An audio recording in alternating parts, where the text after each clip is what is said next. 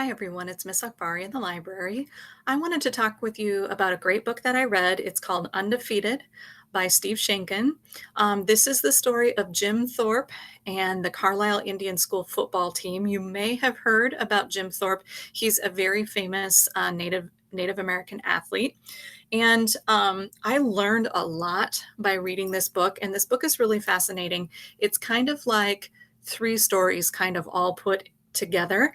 The first story is the story of what Native American schools were like in kind of the late 1800s, early 1900s, and you get some history about that.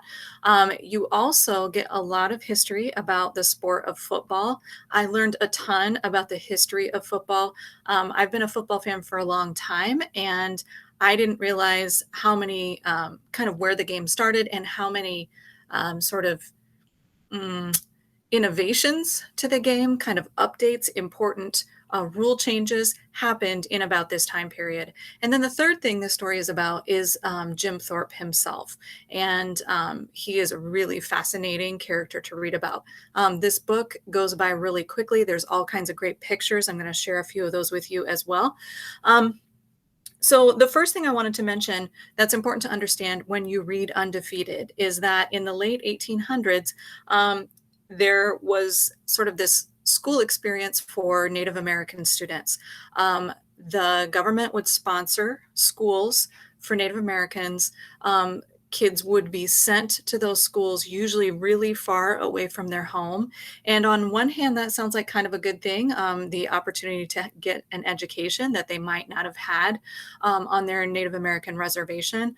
But really, these schools were a place where the students were made to work very, very hard, usually to support themselves and the school. So they would do all kinds of chores, cooking, cleaning, work out in the garden, work in the fields, those sorts of things. And the other thing that happened is the government, the United States government, was trying to quote unquote civilize or Americanize the Native Americans that were there. So they lost a really big part of their culture that they grew up in, their tribal culture, and were kind of forced into acting like what the government viewed as American at that time.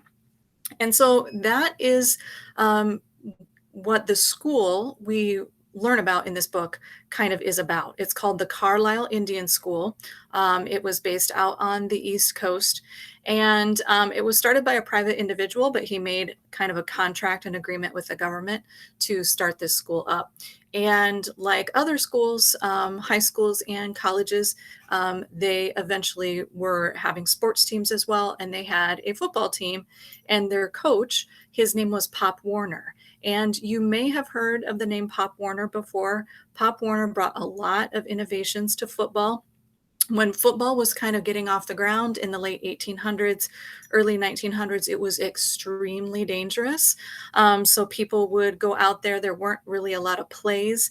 They would hike the ball, and then both teams would just kind of push each other until it moved one direction or the other. And so people died in this sort of football climate. And so Pop Warner started working on some things that he thought would improve the game. So he came up with different plays. He came up with the reverse. He came up with the quarterback rollout. The quarterback had never really backed up from the line of scrimmage to watch receivers go down the field. In fact, there are even some rules against that for a while. And it was really, really interesting. When he was at Carlisle Indian School, he and his players came up with a couple other innovations as well. So you can see this right-hand picture there is one of Pop Warner's students. His name was Frank Mount Pleasant, and he came up with the way to complete a forward pass. So the way that we think about putting your fingers on the laces, trying to throw a perfect spiral, that didn't exist before Frank Mount Pleasant at the Carlisle Indian School invented that. So that was a real innovation as well.